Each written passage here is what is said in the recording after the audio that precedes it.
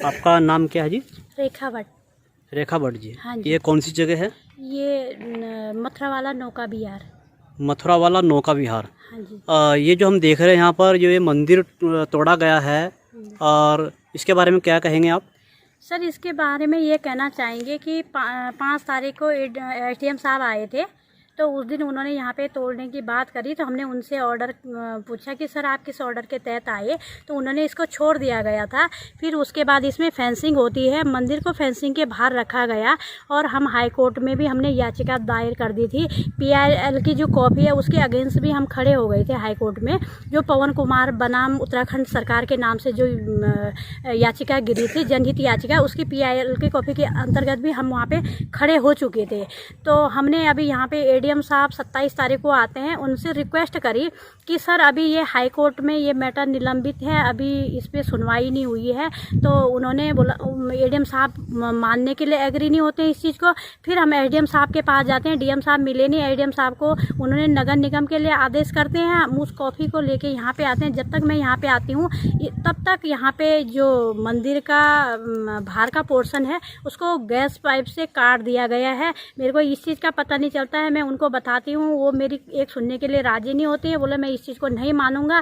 फिर उसके बाद यहाँ पे आके उन्होंने ये कुटिया को ध्वस्त कर दिया, मंदिर को ध्वस्त कर दिया, और बोलते हैं कि भी ऐसा है कि अगर इस शिवलिंग को हम यहाँ से उठा के कहीं भी फेंक देंगे, ये शिवलिंग उनके लिए एक पत्थर है, पर हमारे लिए, हम हिंदुओं की एक आस्था है, इसमें हमारे आस्थाएं छुपी है। इन लोगों को हमारे आस्था पे ठेस पहुंचाया जा रहा है। एक हिंदू को क्या जीने का अधिकार नहीं है? हमारा एक मंदिर, एक भोलेनाथ का मंदिर था, इसको ये हटा रहे हैं। दूसरा क्या है कि अगर यहाँ पे हमारे पार्षद जी आते हैं, अब वो बोलते हैं कि मैं 2 मकानों को बचा दूंगा जो फेंसिंग के अंदर है। पार्षद जी का क्या नाम है? पार्षद जी का नाम मामचंद जी है।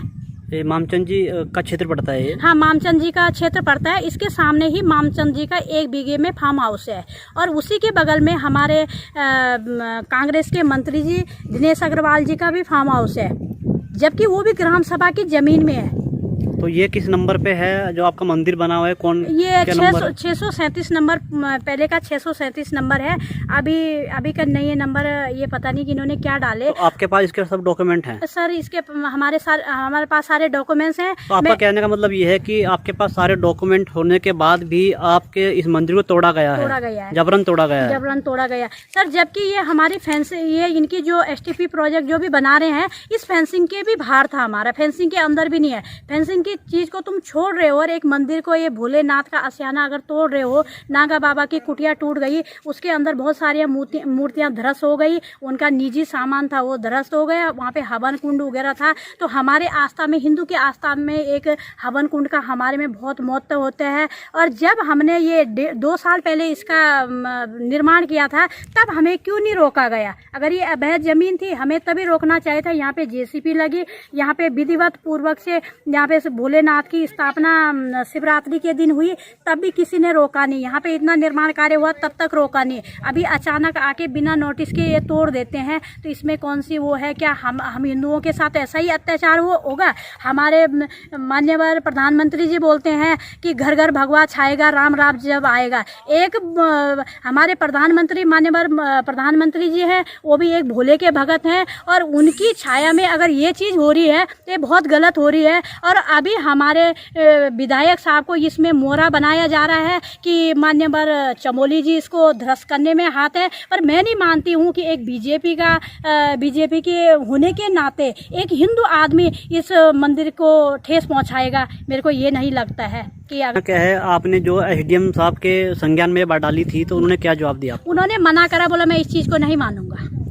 एडीएम साहब ने बिल्कुल मना कर दिया, वो हमारी कोई भी बात सुनने के लिए राजी नहीं हुए। मैंने बोला था सर मेरे को मात्र 24 घंटे का टाइम। आपके एडीएम साहब कौन है यहाँ पर? एडीएम साहब पांडे जी हैं सर, बाकी पूरा मेरे को इतना वो नहीं है, पर एडीएम साहब आए थे, और नगर निगम के ऑल वेदर अधिकारी आ रखे थे।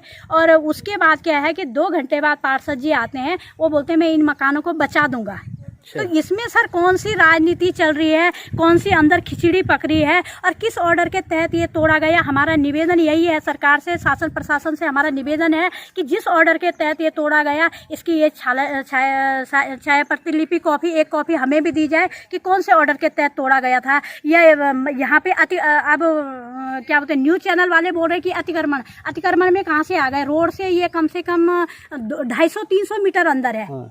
ये अतिक्रमण में नहीं आता है। और भोले बाबा का इतना सा आशियाना तोड़ दिया गया है, जबकि हमारे कांग्रेस के मंत्रियों के पास 100-100 बीघे जमीन ग्राम सभा की है, पार्षद जी के पास 100-100 बीघे ग्राम सभा की है। अभी भी इनकी प्लॉटिंग चल रही है, उसको एक इंसान की प्लॉटिंग को तो छेड़ा नहीं जा रहा। अगर छोटा सा आशियाना हमारे एक भोले बाबा का आशियाना था, उसको कैसे तोड़ दिया गया? आपका कहने का मतलब है कि पार्षद जी जो यहाँ पर मामचंद जी है, उनका 100 बीघे का फार्म हाउस है? जी सर। कहाँ पर है उनका? ये ठीक सामने सर दिख रहा है, 100 बीघे का फार्म हाउस है। ये भी ग्राम सभा की जमीन थी। ये देखिए, आप देख सकते हैं पार्षद मामचंद जी का 100 बीघे का फार्म हाउस, जो कि इनका कहना है कि ये भी ग्राम सभा की जमीन पर है।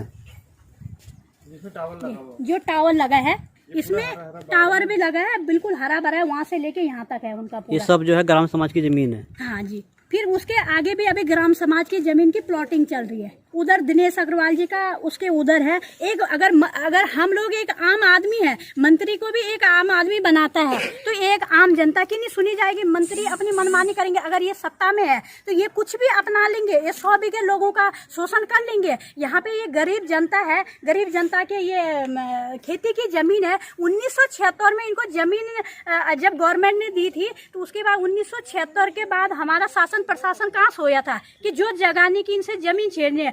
आज 250 पौधों की यहाँ पे क्षति हुई है। इसी भूमि के अंदर 250 पेड़ लगे थे, तो वो 250 पेड़ भी निरस्त कर दिए गए जेसीपी नगर निगम द्वारा। 250 पेड़ किसके द्वारा लगाए गए थे? 250 पेड़ हम ही लोगों के द्वारा लगाए गए थे फ्रंट में जी। वो 250 पेड़ों की क्षति हो गई है।